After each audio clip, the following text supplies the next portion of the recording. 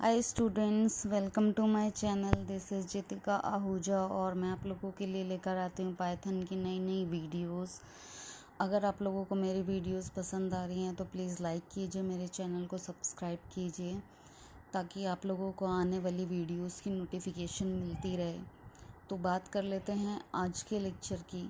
हम लोगों ने लास्ट वीडियो में पढ़ा था कि किस तरीके से डिक्शनरी के अंदर हम यूज़र से इनपुट करा सकते हैं, किस तरीके से हम किसी की मल्टीपल वैल्यू असाइन कर सकते हैं।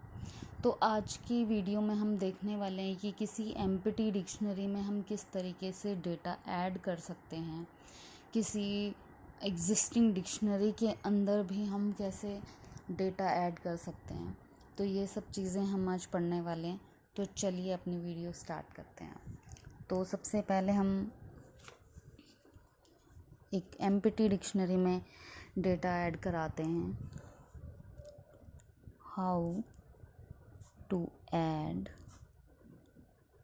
Data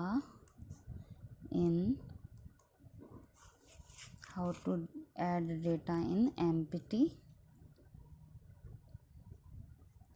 dictionary. मीन्स कि हमारे पास डिक्शनरी तो है बट उसमें कोई डेटा अवेलेबल नहीं है, वो डिक्शनरी एम्प्टी है।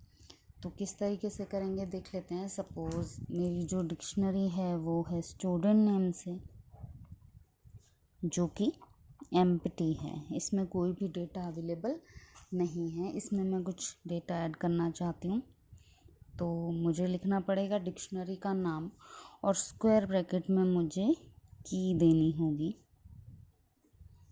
और इसके बाद इस की वैल्यू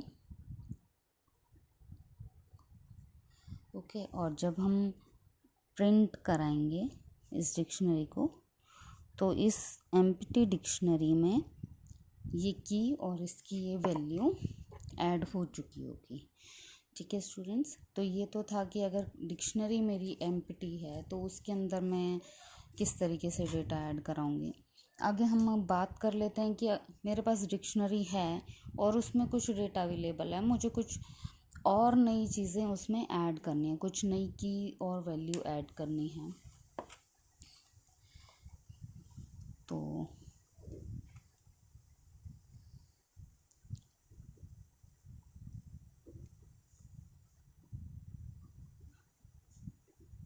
मीन्स कि मेरे पास सपोज़ कि मेरे पास एक की है नेम और उसके अंदर ऑलरेडी एक वैल्यू असाइंड है और मैं उसके अंदर और वैल्यू असाइन कराना चाहती हूँ। एक की के अंदर ऑलरेडी वैल्यू है और मैं और वैल्यू उसी की के अंदर मल्टीपल वैल्यू असाइन करना चाहती हूँ।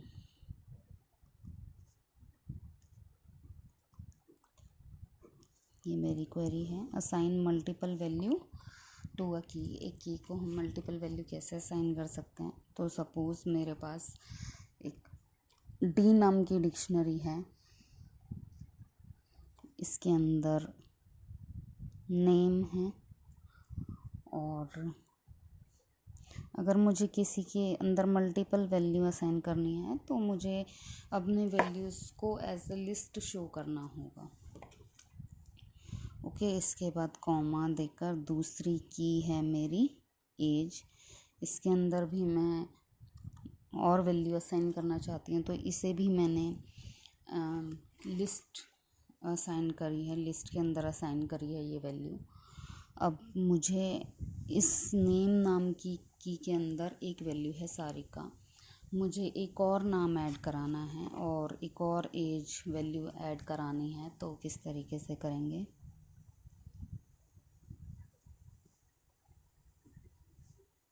हम यूज़ करेंगे अपेंड मेथड, हमने लिस्ट के अंदर भी यूज़ किया था और इसमें जो मैं नया नाम ऐड कराना चाहती हूँ वो मैंने करा दिया आहूजा। ओके, और सेम एज मैं एज नाम की के अंदर भी मल्टीपल वैल्यू असाइन कराना चाहती हूँ तो वो मैंने इस तरीके से कर दिया। तो जब अब मैं प्रिंट करूँगी इस डी नाम की डिक्शनरी को तो इस डिक्शनरी के अंदर जैसे पहले सारिका आ रहा था तो इसके साथ एक और की वैल्यू आहूजा भी आ रही होगी, और इस एज की वैल्यू है किस एज नाम की वैल्यू है 26, तो एक और वैल्यू असाइन हो जाएगी इसको 27। इस तरीके से आप कर सकते हैं। अब बात कर लेते हैं, अगर मुझे ये तो हो गया कि मैंने वैल्यूज़ को अपडेट किया, वैल्यूज़ असाइन करी, लेकिन मुझे की और वैल्यू दोनों चीज़ें असाइन करानी है। ये तो सिर्फ ये समझ लीजिए कि मैंने यहाँ पर की मेरी वही रही है, नेम और एज, पर मैंने इसमें अलग से वैल्यूज़ दूसरी असाइन करी थी।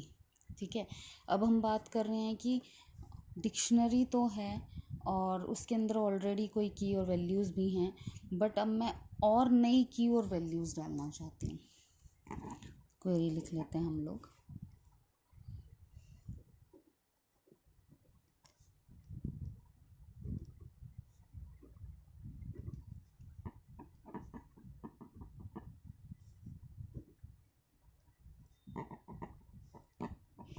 की और वैल्यू का पेयर मैं ऐड करना चाहती हूँ एग्जिस्टिंग डिक्शनरी के अंदर। तो सपोज़ मेरे पास एक डिक्शनरी थी स्कूल नाम की, ओके, उसके अंदर स्टूडेंट्स हैं, सपोज़ 1000 स्टूडेंट्स हैं, कॉमा, उसके बाद क्लासेस सपोज़ मैंने बोल दिया उसमें हैं 10th तक की, और इसमें एक और की है टीचर की, जिसके अंदर 200 टीचर्स हैं। ये एक डिक्शनरी है जिसके अंदर 3 कीज़ हैं, स्टूडेंट, क्लास और टीचर के नाम से, और उनकी वैल्यूज़ हैं। अब मैं इसमें एक और की और वैल्यू का जो पेयर है वो ऐड करना चाहती हूँ, तो हम यूज़ करेंगे अपडेट मेथड। तो school dot update method use करेंगे, और इस तरीके से फिर हम एक और की और वैल्यू, सपोज़ मैं यहाँ पर दे देती हूँ एक और की और इसकी वैल्यू कि इसमें HODs हैं स्कूल में 10, इस तरीके से। तो जब अब मैं प्रिंट कराऊंगी इस डिक्शनरी को, तो जहाँ पर मेरे पास 1 2 3 कीज़ और 3 वैल्यूज़ थी, तो अब मेरे पास ये एक और की और वैल्यू पेयर मैंने ऐड किया, तो प्रिंट होंगी 4 कीज़ और 4 ही वैल्यूज़। ओके स्टूडेंट्स, और अगर आप लोग चाहें कि एक साथ मुझे, ये तो मैंने एक सिंगल की और वैल्यू का पेयर ऐड कराया है, अगर आप चाहते हैं कि मुझे मल्टीपल की और वैल्यू का पेयर ऐड करना है, तो वो किस तरीके से करेंगे, ये हम कर रहे हैं इसी के अंदर कर देते हैं। इसी डिक्शनरी के अंदर मल्टीपल की एंड वैल्यू का पेयर मैं असाइन कराना चाहती हूँ। तो मेरी डिक्शनरी का नाम था स्कूल डॉट अपडेट मेथड में यूज़ कर रही हूँ। इसके बाद मैं क्या करूँगी कि मैंने यहाँ पर एक की यूज़ की प्रिंसिपल के नाम से, और उसकी वैल्यू असाइन कर दी 1। ओके स्टूडेंट्स, और ये क्लोज। उसके बाद कॉमा लगा के मैं दूसरी वो देना चाहती हूँ, दूसरी की और वैल्यू का पेयर, तो मैंने दे दिया वाइस प्रिंसिपल और इसकी वैल्यू। इसके बाद मैं ये क्लोज कर दूँगी। अब जब मैं ये प्रिंट कराऊँगी स्कूल नाम की डिक्शनरी को, तो आप देख सकते हैं इस तरीके से मैंने एक साथ मल्टीपल की और वैल्यूज़ के पेयर को अपने एग्जिस्टिंग डिक्शनरी के अंदर अपडेट करा दिया। इसको फटाफट से रन करके देख लेते हैं स्टूडेंट्स।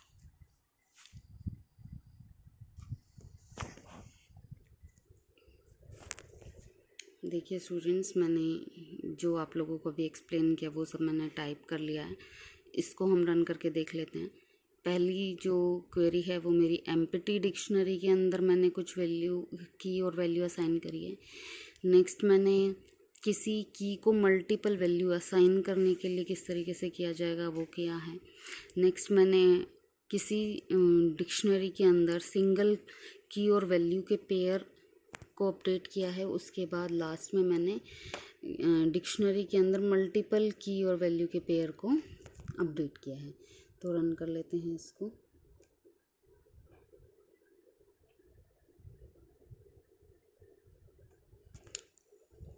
देख लीजिए, तो पहले जो डिक्शनरी में एम्प्टी थी उसके अंदर मैंने नेम और की डाली थी, वो प्रिंट हो रही है। दूसरे आउटपुट के अंदर मैंने नेम पहले डाला था सारिका, उसके बाद मैंने आगे ऐड करा दिया एक और की वैल्यू, तो ये प्रिंट हो रही है। उसके बाद एज, उसके बाद मैंने एक डिक्शनरी बनाई हुई थी स्कूल नाम की, और उसके अंदर मैंने अपडेट किया था एक सिंगल की और वैल्यू। उसके बाद मैंने मल्टीपल कीज़ और वैल्यू अपडेट करी। देख लीजिए, एक प्रिंसिपल नाम से करी थी, एक वाइस प्रिंसिपल के नाम से। तो इस तरीके से हम अपडेट और अपेंड मेथड का यूज़ कर सकते हैं डिक्शनरी में। अगर आप लोगों को वीडियो पसंद आई है तो प्लीज़ लाइक कीजिए। तब तक के लिए गुड बाय स्टूडेंट्स।